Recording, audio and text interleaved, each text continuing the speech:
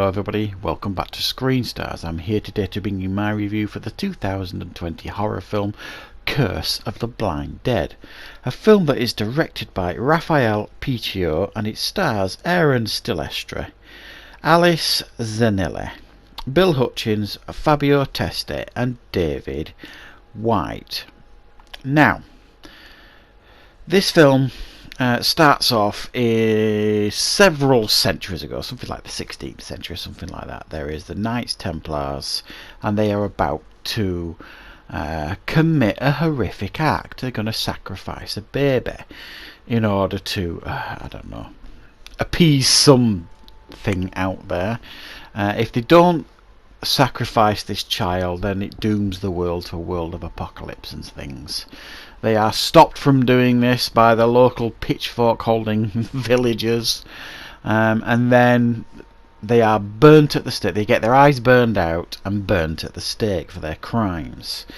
The film then shifts forward to a post-apocalyptic world. We see in the start credits that there has been, like, you know, a nuclear war, so it's set in the future. There has been a nuclear war. It's a post-apocalyptic world, and humans are trying their best to survive day to day. A father and daughter make their way to what is the monastery where these Knights Templars were burnt at the stake many centuries earlier, in looking for shelter and safety. His daughter's pregnant, and all they find instead is fear and sacrifice and a cult, basically, that want to appease these demonic Knights Templars that are still looking to fulfill their destiny from many centuries earlier. Right. What are my thoughts on Curse of the Blind Dead? Well, it is my understanding that this film is loosely based on, or it's a reimagining of, a 1970s film, which I haven't seen, but a similar concept, if you like, in regards to the Knights Templars. And what we get here is, at times, a really fun, an entertaining and gore fest of a film that is unfortunately dragged down by some niggling issues. One of these niggling issues are the film is kind of littered with below par performances by some of the lesser cast members, shall we say. That really does break immersion. I think all the central performances passable for sure, and some of them are certainly half decent. The father and daughter's good. We get the maestro, who is like the leader of this cult that is trying to appease these Knights Templars. He's fine. A lot of them are okay, but there are some of the cast members that, you know, doesn't help the film, some of those performances, I would say. I think the pacing harms the film.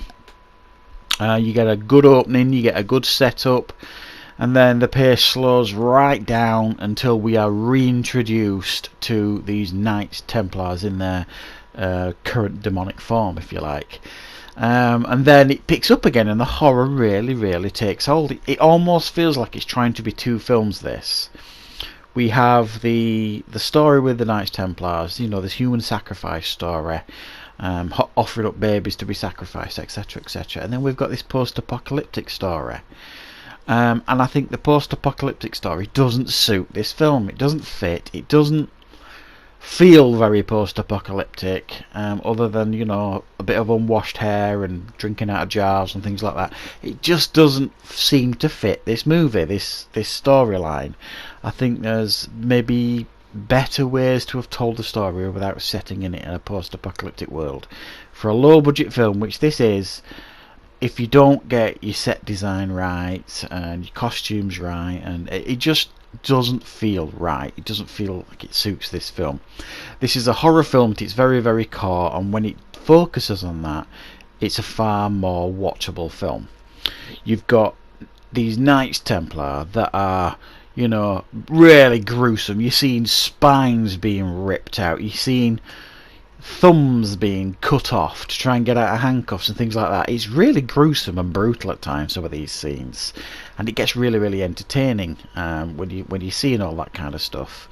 When it tries to be this other thing, the post-apocalyptic thing, fighting for survival and that sort of thing, it doesn't suit or fit the film, I don't think, personally.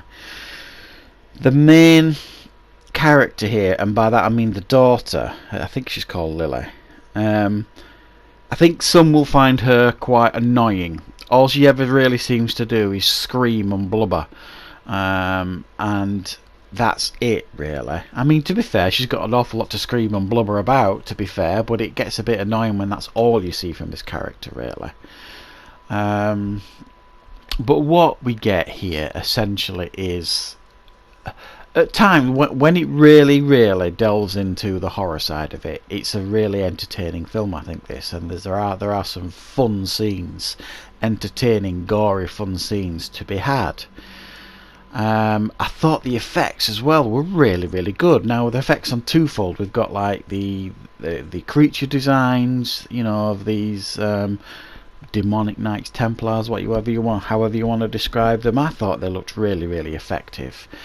This crunching noise they made when they walked as well really added to their stature, and this real element of fear of them. And I thought some of the other effects were good as well, i.e. the FX effects of people getting spines ripped out and thumbs being cut off and intestines being pulled out left, right and centre.